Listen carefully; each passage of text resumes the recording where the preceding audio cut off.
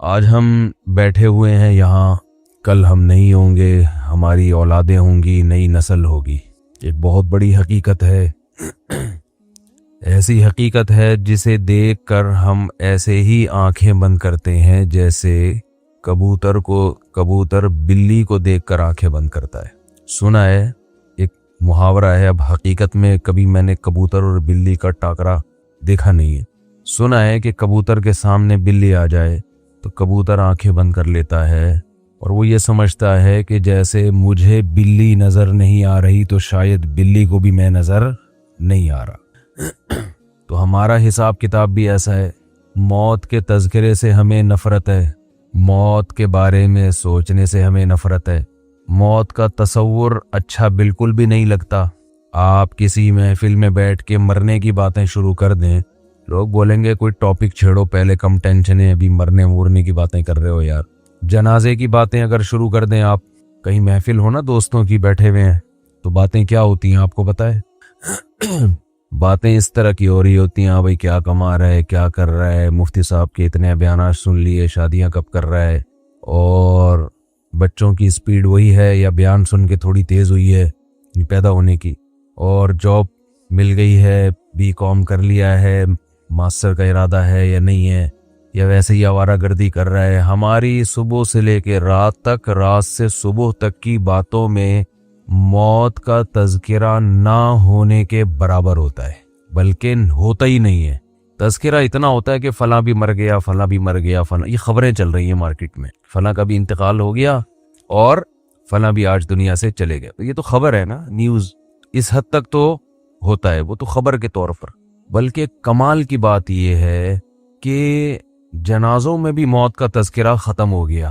میت کو اگر دفنانے کے لیے جا رہے ہیں گاڑی میں رکھ کے یا کندھے پہ، تو بھی موت کا تذکرہ نہیں ہوتا۔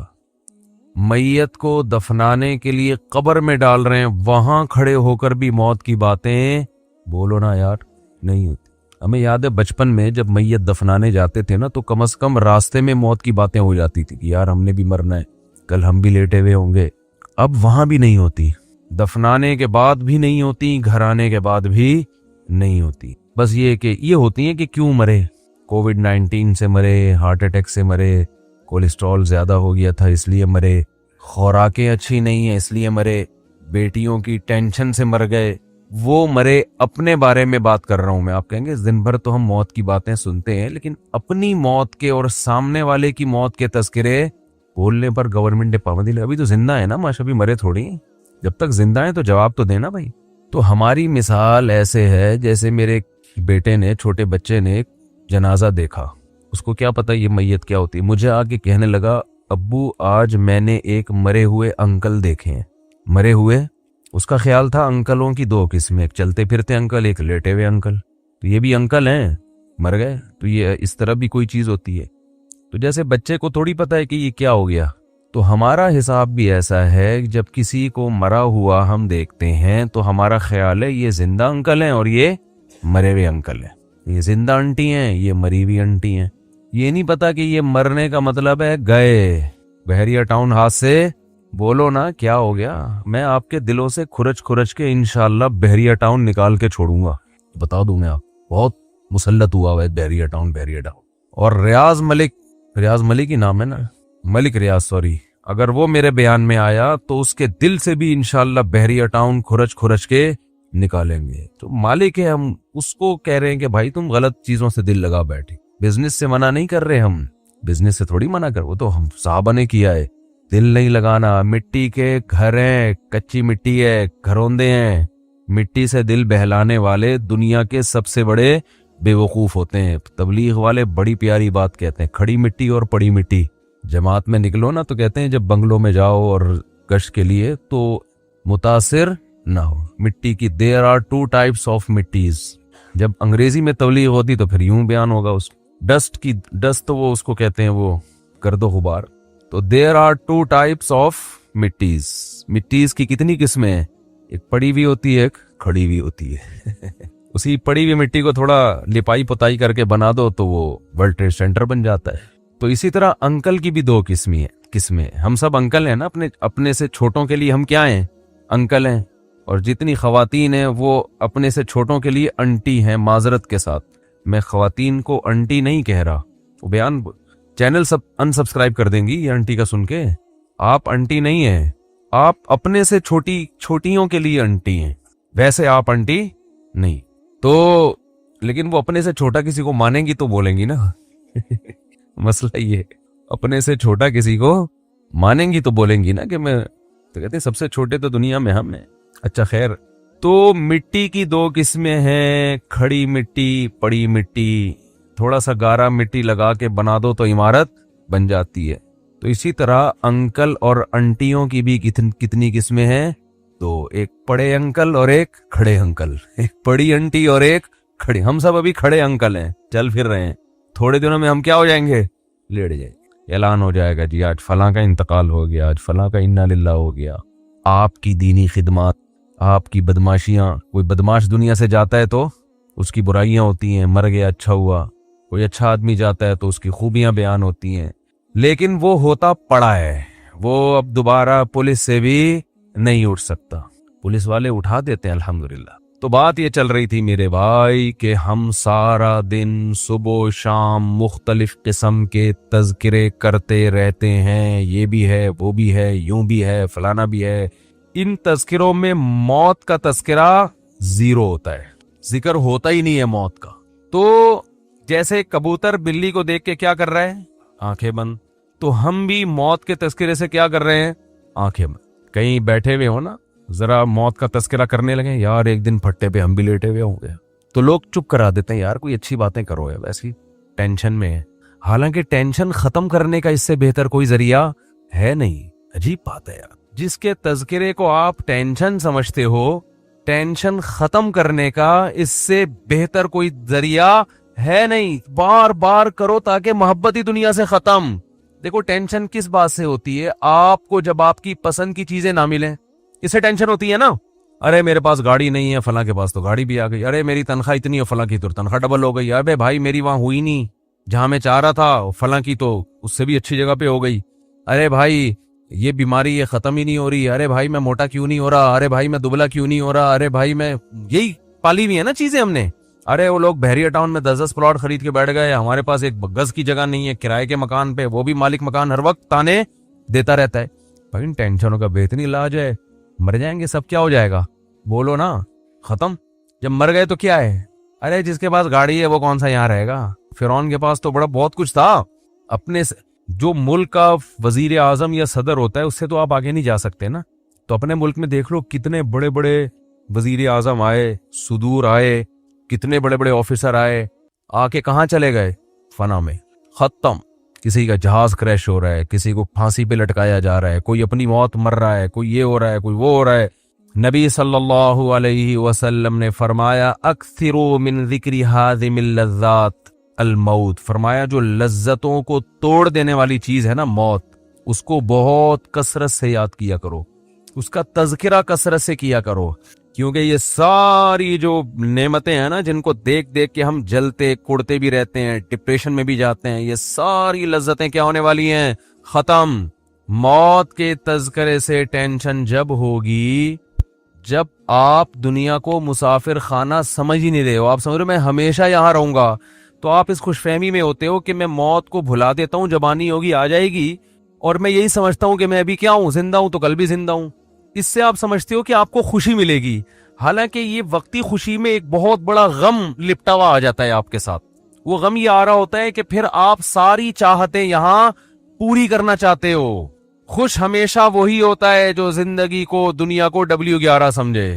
ہاں, اس پہ پھر جن چڑیل بھوت بھی آئیں گے تو خوش ہوگا. جیسے ان صحابیہ کو نبی نے بتا دیا نا جنت کی ضمانت, تو انہوں نے کہا اسی میں خوش ہیں, کوئی بات نہیں, یہ بیماری ہے تو گزر جائے گی. دیکھو اگر وہ صحابیہ دعا مانگ لیتی, یا رسول اللہ نہیں مجھے تو آپ شفا کی دعا کریں, میں یہ ٹینشن نہیں برداشت کر سکتی, تو شفا تو مل جاتی. لیکن شفا مل کے بھی موت, شفا نہ ملنے میں بھی موت, تو چلے گئے سارے دنیا سے. شفا مل جاتی تو بھی موت, بلکہ وہ نبی سے یہ دعا مانگتی کہ شفا بھی ملے, 500 سال کی زندگی بھی ملے, تو بھی اب تک کیا ہو چکا ہوتا؟ موت ہو چکی ہے. جو مر گیا. دیکھو ماضی اچھا گزرے برا گزرے, اس سے آپ کی صحت پہ کوئی اثر نہیں پڑتا. جو وہ ہمارے حضرت فرمائے گا گزر گئی گزران, کیا جھوپڑی کیا میدان. جو ٹائم گزر گیا وہ تو اچھا گزرا برا گزرا، اب اس کا کرنا کیا ہے؟ حال اور فیوچر کو سوچ کے انسان خوش ہوتا ہے۔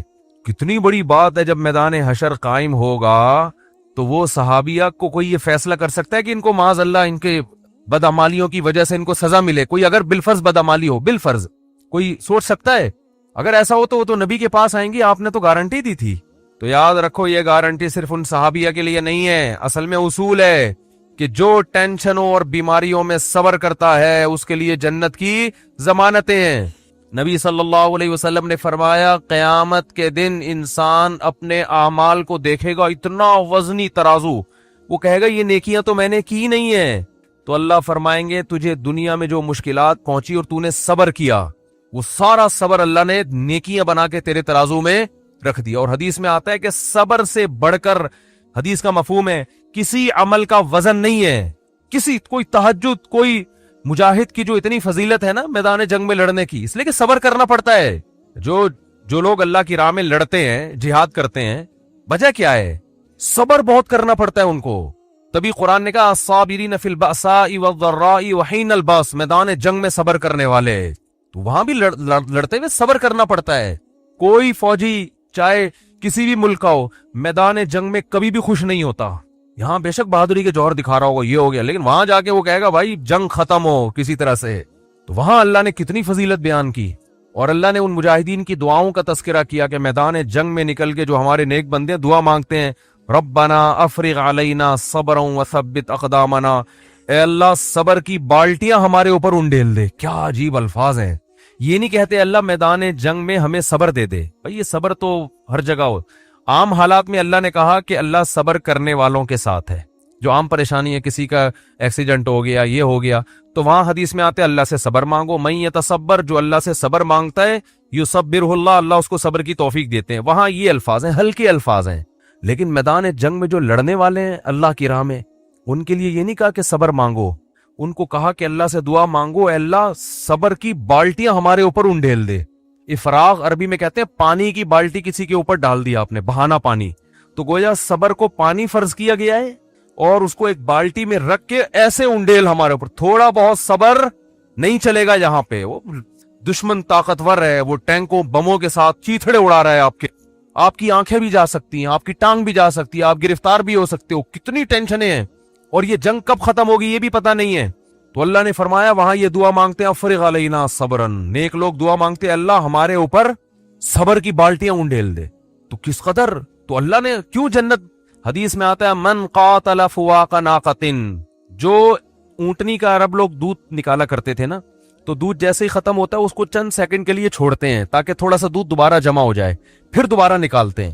تو آپ صلی اللہ علیہ وسلم نے فرمایا جس نے اللہ کی راہ میں قتال کیا، لڑا، اتنی دیر جتنی دیر میں اونٹنی کے دودھ کو دھونے کے لیے چھوڑا جاتا ہے، چند سیکنڈ ہوتے ہیں، وجبت لہ الجنہ، اس نے جنت اپنے اوپر واجب کر لی۔ تو کیوں ہے بھائی یہ فضیلت؟ اس لیے کہ یہ یہاں بیٹھ کے بات کرنا آسان ہے، لڑنا بہت مشکل کام ہے میدان جنگ میں۔ تو کیوں اتنی فضیلت؟ لڑائی کی وجہ سے نہیں، صبر کی وجہ سے، اس کا صبر بہت ہے۔ تو میرے بھائی چاہے مصیبتوں میں صبر ہو، بیماریوں میں ہو، جن چڑیل بھوت آ گئے، کوئی بھی ٹینشن ہے نا، تو اس میں آپ صبر کو ہلکا نہ سمجھیں۔ اور یعقوب علیہ السلام کی دعا یاد کر لیں، جب بیٹا گم ہو گیا تھا نا، لوگ کہہ رہے تھے کہ آپ تو مایوس کیوں نہیں ہوتے، آپ یہ کیوں نہیں اور یوں کیوں نہیں، تو کیا فرمایا اعلم من اللہ ما لا تعلمون، میں اللہ کے بارے میں وہ کچھ جانتا ہوں جو تم نہیں جانتے۔ کیا مطلب؟ مجھے پتا ہے اللہ جب کسی کو تکلیف دیتا ہے تو بنانے کے لیے دیتا ہے، تکلیف برائے تکلیف نہیں ہوتی۔ تو مسلمان کے لیے حدیث میں آتا ہے کہ نبی صلی اللہ علیہ وسلم فرمایا مسلمان کو جب تکلیف پہنچتی ہے اس کے درجات بلند، وہ تکلیف اس کو بنانے کے لیے، اور منافق کو جب تکلیف پہنچتی ہے تو تکلیف برائے تکلیف ہوتی ہے۔ وہ حدیث کا مفہوم ہے، پورے الفاظ انشاءاللہ میں سناؤں گا کسی وقت۔ تو اس لیے میرے بھائی اللہ سے عافیت مانگیں، ہم تکلیفوں کے اہل نہیں ہیں، ہم تو نالائق لوگ ہیں، بے صبر لوگ ہیں۔ ایک صحابی نے جب نبی سے یہ بیان سنا نا صبر پہ، کیسا صحابی کا جذبہ، اللہ سے مصیبتیں مانگنے لگے، دعا مانگ رہے ہیں اللہ مجھے مصیبتیں دے تاکہ میں صبر کروں۔ یہ صحابی کا ایمان تھا کہ مجھے دنیا میں اللہ خوشی چاہیے ہی نہیں، لیکن نبی نے ان کو منع کیا کہ یہ عبدیت کے خلاف ہے، غلامی کے خلاف ہے۔ غلام ہمیشہ اللہ سے کیا مانگتا ہے؟ غلام کا کام ہے بھائی وہ عافیت مانگے، جیسے غلام اپنے مولا سے کہے مجھے نہیں پیسے چاہیے، تو مولا کو غصہ آئے گا، بھائی میں بڑا ہوں تو چھوٹا ہے، تو میں تو باپ اپنے بیٹے کو کچھ کھلا رہا ہے، بیٹا کہ ابا میں کسی کا محتاج نہیں، مجھے نہیں چاہیے، تو باپ کو غصہ آئے گا نا کہ ابھی تو کسی اور کے سامنے یہ بات کر، میں تیرا باپ ہوں۔ تو اس لیے اللہ کو بھی اللہ چاہتے ہیں کہ بندے مجھ سے خوشیاں مانگے، غم نہ مانگے، غلامی کا تقاضا یہی ہے۔ تو اللہ سے خوشی مانگو، اے اللہ ہم بے صبر لوگ ہیں، اے اللہ ہم سے مصیبتیں برداشت نہیں ہوتی، ہم نالائق ہیں، تو اللہ سے عافیت مانگے، اے اللہ ہمیں شکر کی نعمت سے ہی نواز دے، بس تو ہمیں نعمتیں دے اور شکر کی توفیق دے، اسی سے ہمارے گناہ معاف کر دے، اسی سے ہمارے درجات بلند کر دے، مصیبت نہ مانگی جائے۔ تو مانگنا تو اللہ سے یہی چاہیے بھائی، اور واقعی ہم اہل نہیں ہیں، لیکن اگر اللہ کی طرف سے کوئی مصیبت آ گئی ہے تو اس کو بھی نعمت سمجھو۔ بڑے بڑے لوگوں کو اللہ نے ان مصیبتوں میں نوازا ہے۔ علماء کہتے ہیں عبادت کر کے انسان اتنے اونچے درجات حاصل نہیں کر سکتا جتنا مصیبت پہ صبر کر کے اونچے درجات ملتے ہیں، اس کو اللہ کا قرب بھی ملتا ہے اس کو۔ اللہ تعالیٰ آگے قرآن میں فرماتے ہیں فلولا اذا بلغت الحلقوم، اللہ کہتے ہیں یہ باتیں میں بتا رہا ہوں یہ میں تھوڑی خود کہہ رہا ہوں، یہ باتیں یہ کون کہہ رہا ہے بھائی؟ یہ تو اللہ کہہ رہا ہے، یہ تو اللہ کہہ رہا ہے۔ تو قرآن آگے کیا کہتا ہے؟ فلولا اذا بلغت الحلقوم، اللہ کہتے ہیں ایک ٹائم ایسا بھی آتا ہے، ابھی تو مزے میں ہو، جب تمہاری جان کہاں تک پہنچے گی؟ بولو نا، یہاں ہر آدمی پہ یہ ٹائم آتا ہے کہ نہیں آتا؟ ہچکیاں لے، یوٹیوب پہ دیکھ لو ویڈیو، بڑے بڑے پاورفل اور اب آخری ہچکیاں لے رہے ہوتے ہیں، کیسا ترس آتا ہے نا اس کے اوپر، ہچکیاں لے رہا ہوتا ہے آدمی، کوئی کلمہ پڑھ رہا ہوتا ہے، کسی کی آنکھیں پتھرا رہی ہوتی ہیں اور بڑی حسرت سے لوگوں کو دیکھ رہا ہوتا ہے۔ فلولا اذا بلغت الحلقوم وانتم حینئذ تنظرون، اللہ کہتے ہیں تم بڑے بڑے طاقتور لوگ اس کے قریب کھڑے ہو کر اس کو دیکھ رہے ہوتے ہو کہ ابھی اس کی روح نکلنے والی ہے۔ ترجعونها ان کنتم صادقین، تم اس کی روح کو لوٹا دیا کرو، تمہارے پاس پیسہ بھی ہے، تمہارے پاس حکومت بھی ہے، تمہارے پاس امیزون میں تم نے بڑا بزنس بھی کیا ہوا ہے، اب کیا کیا؟ اگر تمہاری سائنسی ترقی بھی ہے تو تھوڑی دیر کے لیے کیا کر لو بھائی، اس کی روح کو کیا کر لو۔ تم بھی حسرت سے دیکھ رہے ہوتے ہو کہ ہمارا پیارا ہمارے سامنے دنیا سے جا رہا ہے، یہ تو تمہاری 2 ٹکے کی اوقات ہے، اللہ ہمیں ہماری اوقات بتا رہا ہے۔ میرا خیال ہے بات سمجھ میں آ نہیں رہی آپ لوگوں کی، میرے اندر تو بھائی اتنے ہی پھیپڑے ہیں جتنا میں سمجھوں۔ مجھے غصہ اس لیے آ گیا کہ پہلے بھی زنا ہوتا تھا، کم چھپتے تھے لوگ کہ پکڑے نہ جائیں، اب پوری یونیورسٹیوں میں لڑکے لڑکیوں کی بسیں بھر کے جا رہی ہیں تفریح کے لیے، باپ خود اجازت دے رہا ہے، بھائی تمہاری اپنی لائف ہے بیٹا، تم اگر بھنگن چمارن بننا چاہو تو ہم کون سا شریف لوگ ہیں، ہم بھی بھنگی اور چمار ہیں، بزبان حال وہ یہ کہہ رہا ہوتا ہے، سمجھ میں نہیں آ رہی۔ عزت دار آدمی کبھی اپنی لڑکی کو کسی غیر مرد کے ساتھ جانے نہیں دے گا، کہے گا میں مر جاؤں گا، میں دنیا کو کیا منہ دکھاؤں گا میں، لیکن اب اس کو پتا ہے دنیا کو میں منہ دکھاؤں گا، دنیا بھی میری تعریف کرے گی، بڑا لبرل قسم کا باپ ہے ماشاءاللہ، اپنی بیٹیوں پہ کوئی کسی قسم کا کنٹرول نہ ہے نہ رکھنا چاہتا ہے، ڈانس کر رہے ہیں اپنی بیٹیوں کے ساتھ، ناچ رہے ہیں اپنی بیٹیوں کے ساتھ، لائکس مل رہے ہیں ان کو، لوگ شیئر کر رہے ہیں ماشاءاللہ جی۔ جو باپ محافظ تھا بیٹی کو حیا سکھانے کا، وہی بیٹی کی حیا نکال رہے ہیں، براڈ مائنڈڈ باپ ہے۔ کپڑے اتارو بھائی اس کے لوگوں کے سامنے، بہت زیادہ براڈ مائنڈ، گورا کو تو چڑیاں پہن کے ان کی بیٹیاں ان کے باپ کے سامنے ناچتی ہیں، براڈ مائنڈڈ بننا ہے تو پھر پورا بنو نا، یہ منافقت کیسی ہے؟ اگر غلط ہے تو پھر، اگر گورا غلط ہے تو پھر یہ عمل بھی غلط ہے جو یہاں ہو رہا ہے، شادیوں میں ناچ رہی ہیں بہنیں بھائیوں کے ساتھ، تو ناچ گانے پہلے بھی ہوتے تھے، تھوڑا حیا تھی، تمیز تھی لوگوں میں کہ کس کے سامنے ناچنا ہے اور کس سے اپنے ناچ کو چھپانا ہے، لیکن اب کیا ہو رہا ہے؟ غیرت ختم، وہی بات ہے جب آخرت پر ایمان ختم ہوگا، جب اللہ کے سامنے جواب دینے کا خوف ہی ختم ہو گیا تو پھر جو چاہے کرتے پھرو۔ تو قرآن کہہ رہا ہے ایک وقت آتا ہے جب تمہاری جان کہاں پہنچتی ہے؟ حلق میں، اور تم دیکھ رہے ہوتے ہو وَنَحْنُ أَقْرَبُ إِلَيْهِ مِنْكُمْ، اللہ کہتے ہیں جتنے تم اپنے عزیز کے قریب کھڑے ہوتے ہو نا حسرت سے، ہم تم سے بھی زیادہ اس کے قریب ہوتے ہیں اور اس کی کیفیات کو جانتے ہیں۔ فَلَوْلَا إِن كُنْتُمْ غَيْرَ مَدِينِينَ، اللہ کہتے ہیں اگر تم یہ سمجھتے ہو تمہارے اوپر کسی کا کنٹرول ہی نہیں ہے، آزاد ہو، بڑے پاورفل ہو، ترجعونها إن كنتم صادقین، تو آج اپنی طاقت کا استعمال کرو، یہ تو تمہارا عزیز ہے، تمہارا معشوق ہے، اس کی جدائی تو تم برداشت کر نہیں سکتے، اس کو مرنے سے روک لو۔ پھر سارے ڈاکٹر عاجز آ جاتے ہیں کہ نہیں آ جاتا؟ سارے ڈاکٹر کیا کہہ دیتے ہیں؟ بھائی ہمارے بس میں نہیں۔ میں آغا خان میں تھا، اچانک چیخوں کی آواز آئی نا، اچانک عورتیں مردوں کی چیخوں کی آواز آئی، میں ایک دم ڈر گیا، کیا ہوا؟ پتا چلا جی ان کے والد صاحب ان کی ڈیتھ ہوئی ہے، آئے تھے تھوڑی دیر پہلے بالکل ٹھیک ٹھاک تھے بستر پہ، اچانک کوئی ہارٹ اٹیک ہوا یا برین ہیمریج جو کیا ہوا، بہرحال تو وہ ان کو توقع نہیں تھی کہ ہمارا باپ ایسے بھی جا سکتا ہے، تو بچیاں بھی رو رہی ہیں۔ میں نے کہا یار یہ دیکھو، یہ میں نے ایسے موت کے بہت سارے واقعات دیکھے، گلی میں گزر رہے ہیں, چیخو پکار کی آواز آئی, کیا ہوا بھائی؟ پتہ چلا جی ڈیتھ ہو گئی. کتنے کتنے سال رشتے آپس میں ٹائم گزارتے ہیں اور جدا ہونے میں چند سیکنڈ بھی بولو نہیں لگ, اور پھر روتے 3-4 دن تک ایسے ہیں جیسے بڑا غم ہوا ہے, اور 3-4 دن کے بعد 20-20 30-30 سال پرانے رشتوں کو ایسا بھولتے ہیں جیسے زندگی میں کبھی رہنا نصیب ہی نہیں. یہ ہے وہ دنیا جس کے پیچھے انسان کس کو ناراض کر رہا ہے؟ خدا کو ناراض کر رہا ہے. تو قرآن کہتا ہے اس کی جان لوٹا کے دکھاؤ. فَأَمَّا إِنْ كَانَ مِنَ الْمُقَرَّبِينَ, اللہ کہتے ہیں اب یہ میرے پاس آ گیا ہے, اب یہ تمہاری کسٹڈی سے نکل گیا. اب میں بتاتا ہوں اس کے ساتھ کیا ہونے والا ہے, سمجھ رہے ہو نا؟ اب اس کا خود اپنے اوپر بھی کنٹرول نہیں. اب تک تو یہ تمہارے ساتھ بہت کچھ کر رہا تھا, فلاں کو اوپر چڑھا دیا, فلاں کو گرا دیا, فلاں کو یہ کر دیا, فلاں کو یہ کر دیا, کسی کو گالی دے دی, کسی کو صدقہ خیرات کر دیا, اب تو یہ کر رہا تھا. اب اس کے ساتھ میں کروں گا جو بھی ہوگا, تمہارا بھی کنٹرول ختم اور خود اس کا بھی اپنے اوپر سے کنٹرول ختم. فَأَمَّا إِنْ كَانَ مِنَ الْمُقَرَّبِينَ, اللہ کہتے ہیں یا تو یہ نیک لوگوں میں سے تھا, ساری زندگی اس نے مجھے یاد رکھا, میرے احکام کو فالو کیا. فَرَوْحٌ وَرَيْحَانٌ, تو اس کے لیے خوشبوئیں ہیں, وَجَنَّتُ نَعِيمٌ, اور خوشخبریاں ہیں ہمیشگی کے باغات کی. وَأَمَّا إِنْ كَانَ مِنْ أَصْحَابِ الْيَمِينَ, دائیں ہاتھ والوں میں سے تھا. فَسَلَامٌ لَكَ مِنْ أَصْحَابِ الْيَمِينَ, اللہ کی طرف سے اس کو سلامتیاں ملنا شروع. ایسے بہت سارے واقعات ہیں اہل اللہ کے کہ موت کے وقت انہوں نے فرشتوں کو دیکھا اور موت کے وقت وہ باتیں کرنے لگے کہ اللہ کی طرف سے ہمیں نیک فرشتے ہماری روح قبض کرنے کے لیے آئے. میں نے بھی ایسے واقعات سنائے ہیں آپ کو پہلے بیانات میں, بھی بہت وقت ہو گیا تو میں اس کو اسکپ کر رہا ہوں. بہت ایسے واقعات ہیں, شہداء کے بہت واقعات ہیں. میرے والد صاحب نے بتایا کہ قاری صاحب ہندوستان میں قرآن پڑھایا کرتے تھے, ساری زندگی ان کے نا بچوں کو قرآن پڑھانے میں گزری. موت کے وقت نا ان کی جسم سے روشنی کا گولا نکل کے گیا. سب نے دیکھا جتنے لوگ.